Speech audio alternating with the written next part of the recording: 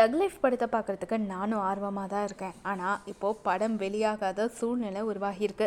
தமிழில் இருந்து தான் கன்னடம் பிறந்துச்சு அப்படிங்கிறத எதன் அடிப்படையில் சொன்னீங்க? ராஜகோபாலாச்சாரி இதே மாதிரி பேசி மன்னிப்பு கேட்டிருக்காரு. ஆனால் நீங்கள் மன்னிப்பு கேட்கல. வணிக நோக்கத்துக்காக சினிமாவில் நடித்து நீங்கள் செய்கிற தப்புக்கு போலீஸ் பாதுகாப்பு கொடுக்கணுமா அப்படின்னு கர்நாடகா உயர்நீதிமன்ற நீதிபதி நாகரத்னா கமல் கிட்ட சரமாரியாக கேள்வி எழுப்பியிருக்காரு. இயக்குனர் மணிரத்னம் இயக்கத்தில் நடிகர் கமல்ஹாசன் நடிச்சிருக்கக்கூடிய படம் தக் லைஃப் ஜூன் 5 அன்னைக்கு தியேட்டரில் ரிலீஸ் ஆகுது. இந்த படத்தில் 38 வருஷம் கழிச்சு மணிரத்னம் கமல் ரீயூனியன் பண்ணியிருக்காங்க. இந்த படத்துடைய இசை வெளியீட்டு விழா சென்னையில் கடந்த வாரம் சாட்டர்டே நடந்துச்சு. இதில் சிறப்பு விருந்தினராக கன்னட நடிகர் சிவராஜ்குமார் பங்கேற்றிருந்தார். இந்த விழாவில் கமல்ஹாசன் பேசினது தான் சர்ச்சையாச்சு. என்ன பேசினார் அப்படின்னா, தமிழ்லேருந்து பிறந்தது தான் உங்களுடைய கன்னடம் அப்படின்னு சொன்னார். அதை ஆமோதிக்கும் விதமாக சிவராஜ்குமாரும் தலையாட்டின காணொலி இணையத்தில் வைரலாச்சு. கன்னடம் தமிழ்லேருந்து பிறக்கல, அது தனித்து இயங்கக்கூடியது அப்படின்னு கன்னட அமைப்பினர் கர்நாடக அரசியல்வாதிகள் சொன்னாங்க. மேலும் கமல்ஹாசன் தன்னுடைய பேச்சுக்கு மன்னிப்பு கோரணும் அப்படின்னு தெரிவித்தாங்க. ஆனால் கமல்ஹாசன் மன்னிப்பு கேட்க மாட்டேன், அன்பினால் உருவான பேச்சு தான் இது அப்படின்னு சொன்னார். கமல் மன்னிப்பு கேட்குற வரைக்கும் தக் லைஃப் படத்தை கர்நாடகாவில் வெளியிட விட மாட்டோம் அப்படின்னு கர்நாடக திரைப்பட வர்த்தக சபை சொன்னிச்சு. அதையும் மீறி படத்தை வெளியிட்டா தியேட்டர்களை கொளுத்துவோம் அப்படின்னு சில அமைப்பினர் மிரட்டலும் விடுத்தாங்க. இதனால் கர்நாடகாவில் தக் லைஃப் திரைப்படம் வெளியாவதில் பிரச்சனை ஏற்பட்டுச்சு. இந்த நிலையில தான் கமல்ஹாசனுடைய ராஜ்கமல் ஃபிலிம் இன்டர்நேஷனல் நிறுவனம் கர்நாடகா உயர்நீதிமன்றத்தில் மனு ஒன்றை தாக்கல் செஞ்சது. அந்த மனு எதுக்காக அப்படின்னா, வரக்கூடிய 5ஆம் தேதி வெளியாகும் தக் லைஃப் படத்தை தடுக்கக்கூடாது அப்படின்னு கர்நாடக அரசு, போலீஸ் துறை மற்றும் கன்னட சினிமா வர்த்தக சபைக்கு உத்தரவிடணும், தியேட்டர்களுக்கு போலீஸ் பாதுகாப்பு வழங்கணும் அப்படின்னு அந்த மனுவில் தெரிவிக்கப்பட்டிருந்துச்சு. இந்த மனுவை இன்னைக்கு கர்நாடகா உயர்நீதிமன்றத்தில் விசாரணைக்கு வந்துச்சு. நீதிபதி நாகரத்னா கமல்ஹாசன் தரப்புக்கு சரமாரியா கேள்வி எழுப்பினார். தமிழில் இருந்து தான் கன்னடம் பிறந்துச்சு அப்படின்னு எதன் அடிப்படையில் சொன்னீங்க? அதுக்கான ஆதாரம் ஏதாவது உங்ககிட்ட இருக்கா? நீங்கள் என்ன வரலாற்று ஆய்வாளரா இல்லை மொழியியல் வல்லுநரா? உங்களுடைய பேச்சால் சமூக நல்லிணக்கத்திற்கு பாதிப்பு ஏற்பட்டிருக்கு. இதே மாதிரி இதுக்கு முன்னாடி ராஜகோபாலாச்சாரி பேசினார். அதுக்கப்புறம் அவர் மன்னிப்பு கேட்டார். ஆனால் கமல்ஹாசன் மன்னிப்பு கேட்கல. வணிக நோக்கத்துக்காக அவர் சினிமாவில் நடிக்கிறாரு. அவர் செஞ்ச தப்புக்கு போலீஸ் பாதுகாப்பு கொடுக்கணுமா? அவருடைய பேச்சாளர் சிவராஜ்குமார் பிரச்சனையை எதிர்கொண்டு வராரு. நீங்கள் உங்கள் பேச்சுக்கு மறுக்கவில்லை, ஒப்புக்கிட்டு இருக்கீங்க, மன்னிப்பு கேட்கவும் தயாராக இல்லை. நான் கூட தக் லைஃப் படத்தை ஆர்வமாக இருந்தேன். ஆனால் எல்லா விவாதங்கள்லேருந்து வாய்ப்பு அப்படிங்கிறது இல்லை. இதனால் உங்களுடைய நிலைப்பாடு பற்றி இன்றைக்கி மதியம் 2:30 கூடுங்க அப்படின்னு சொல்லிட்டு வழக்கு விசாரணையை இன்றைக்கி மதியம் 2:30 மணிக்கு வரைக்கும் ஒத்தி வச்சாங்க கர்நாடக உயர்நீதிமன்றம். இந்த நிலையில தான் கமல் இதற்கு ஒரு அறிக்கை ஒன்றை வெளியிட்டிருக்காரு. அந்த அறிக்கையில் அவர் என்ன சொல்லியிருக்காரு அப்படின்னா, தான் சொன்னது தவறாக புரிந்து கொள்ளப்பட்டது அப்படின்னு சொல்லியிருக்காரு. இது மட்டும் இல்லாமல் கன்னட மொழியை சிறுமைப்படுத்தக்கூடிய எண்ணம் எனக்கு இல்லை அப்படின்னும், அன்பின் பேரில் தான் சிவராஜ்குமார் இங்கே வந்தார் நான் கூப்பிட்டதுக்காக தக் லைஃப் விழாவில். ஆனால் அது அவருக்கே இப்போ பிரச்சனையாக மாறி இருக்கிறது வருத்தமாக இருக்குது அப்படின்னும் சொல்லியிருக்காரு. இது மட்டும் இல்லாமல் அந்த அறிக்கையில் டீட்டெயிலாக அவர் என்ன சொல்லியிருக்காரு அப்படிங்கிறத இப்போ பார்க்கலாம்.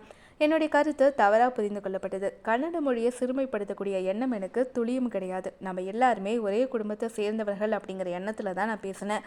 சிவராஜ்குமார் மீது பாசமாக சொன்னது தவறாக புரிந்து கொள்ளப்பட்டது. சிவராஜ்குமார் சில அவமானங்களை சந்திக்க நேர்ந்தது எனக்கு வருத்தமாக இருக்குது. கன்னட மொழி வளமான பாரம்பரியம் குறித்து எந்த விதமான விவாதமும் கிடையாது. எந்த விதத்திலையும் கன்னட மொழியை நான் குறைச்சி மதிப்பிடலை. என்னுடைய வாழ்நாள் முழுவதும் கன்னட மக்கள் கொடுத்த அன்பையும் ஆதரவையும் போற்றி வருகிறேன். கன்னட மக்கள் அவங்களுடைய தாய்மொழி மீது வைத்திருக்கும் அன்பின் மீது எனக்கும் மரியாதை இருக்குது. நான் எப்பயுமே பொது அமைதியின்மைக்கு இடையூறாக இருக்க மாட்டேன் அப்படின்னு சொல்லிட்டு அவர் எழுதிய அந்த கடிதத்தில் குறிப்பிட்டிருக்காரு. இது மட்டும் இல்லாமல் இந்த பிரச்சனையை ரஜினிகாந்த் தலையிட்டு தீர்த்து வைக்கணும் அப்படின்னும் சில பேர் சொல்லி வராங்க. அதாவது கமல் இப்போது திமுகவில் அரசியல்வாதியாக அங்கம் வகிக்கிறாரு. எம்பியாவும் திமுக சார்பில் அவர் பரிந்துரைக்கப்பட்டிருக்காரு அவர் பெயரில். இந்த நிலையில் மாநிலங்களவை எம்பி ஆகிறார் கமல்ஹாசன் அப்படிங்கிற அந்த செய்தி அதிகாரப்பூர்வமாக அறிவிக்கப்பட்ட போது தான் கமல் அதற்கும் சில நாட்களுக்கு முன்னாடி பேசினா இந்த கன்னட மொழி பிரச்சனையை பூதாகரமாக ஆக்கினாங்க அப்படிங்கிற விஷயத்தை நாம் நோட் பண்ணணும்.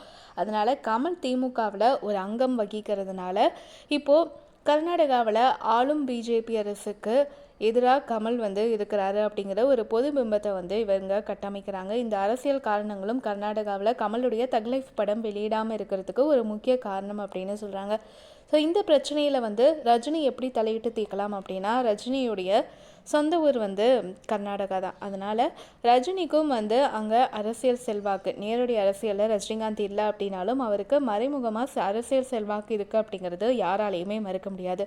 அதனால் கர்நாடக அரசுக்கும் கமல் தரப்புக்கும் இடையில் ரஜினிகாந்த் மத்தியஸ்தம் பண்ணலாம். இது மட்டும் இல்லாமல் ரஜினிகாந்த் இதை பற்றி ஒரு சமாதானமாக கருத்து வெளியிட்டால் அங்கே இருக்கக்கூடிய மக்கள் வந்து ரஜினியுடைய பேச்சு கேட்டு அமைதியாகிறதுக்கும் வாய்ப்பு இருக்குது. ஏன்னா ரஜினி மேலே தனிப்பட்ட ஒரு பிரியம் அப்படிங்கிறது கர்நாடக மக்களுக்கு இருக்குது. இது மட்டும் இல்லாமல் அவர் நம்மூர்காரர் அப்படிங்கிற ஒரு எண்ணமும் அங்கே மக்களுக்கு இருக்குது. அப்படிங்கிறதுனால ரஜினி இந்த விஷயத்தில் தலையிட்டு பிரச்சனையை முடிவுக்கு கொண்டு வரலாம் அப்படின்னு ஒரு சில தரப்பு சொல்கிறாங்க. அது மட்டும் இல்லாமல் இந்த உயர்நீதிமன்றம், கர்நாடக உயர்நீதிமன்றம் என்ன சொல்லியிருக்காங்கன்னா, ஒரு மன்னிப்பு தானே நீங்கள் கேட்டுட்டா இந்த பிரச்சனையே முடிஞ்சுது அப்படின்னு கமலை நோக்கி கேள்வி எழுப்பியிருக்காங்க. அதனால் கமல் வந்து தன்னுடைய பொசிஷனை விட்டு இறங்கி வந்து மன்னிப்பு கேட்டு இந்த பிரச்சனையை முடிவுக்கு கொண்டு வரணும். தக் லைஃப் படத்தை கர்நாடகாவிலையும் பலரும் ரசிகர்கள் பார்த்து கொண்டாடணும் அப்படின்னு சொல்லி வராங்க. ஏன்னா நீங்கள் மன்னிப்பு கேட்டீங்க அப்படின்னா எங்கள் ஊர்லேருந்து சில பல கோடி உங்களுக்கு இந்த படத்தின் மூலம் லாபம் கிடைக்கும், உங்களுக்கு வசூல் வந்து பாதிக்காது அப்படிங்கிற ஒரு விஷயத்தையும் வந்து உயர்நீதிமன்றம் சொல்லியிருக்கிறது அடிக்கோடிட்டு சிலர் வந்து கமலுக்கு அறிவுரை சொல்லும் விதமாக வந்து ஷேர் பண்ணிகிட்ருக்காங்க. ஸோ இந்த தக் லைஃப் பிரச்சனையை நீங்களும் ஆரம்பத்துலேருந்து கவனிச்சுட்டு வந்திருப்பீங்க. ஸோ உயர்நீதிமன்றம் கமல்ஹாசனை நோக்கி எழுப்பிய கேள்விகளுக்கும் கமலுடைய பதில் அறிக்கைக்கும் உங்களுடைய ரியாக்ஷன் என்ன? இந்த பிரச்சனையை பற்றி நீங்கள் என்ன நினைக்கிறீங்க? கமல் மன்னிப்பு கேட்க வேண்டுமா அல்லது இந்த பிரச்சனையை எப்படி முடிவுக்கு கொண்டு வரலாம் அப்படிங்கிற ஒரு சஜஷன் இருந்தாலும் மறக்காமல் கமெண்ட்டில் எங்கள் கூட ஷேர் பண்ணுங்கள். அண்ட் தக் லைஃப் படத்தை நீங்கள் எங்கே போய் பார்க்க இருக்கீங்க அப்படிங்கிறதையும் கண்டிப்பாக சொல்லுங்கள். அண்ட் இந்த மாதிரியான எக்ஸ்க்ளூசிவான கண்டென்ட் அண்ட் எக்ஸ்பிளைனர்ஸ்க்கு மறக்காமல் ஏபி இன்ஃபோ சேனலை சப்ஸ்கிரைப் பண்ணி வச்சுக்கோங்க.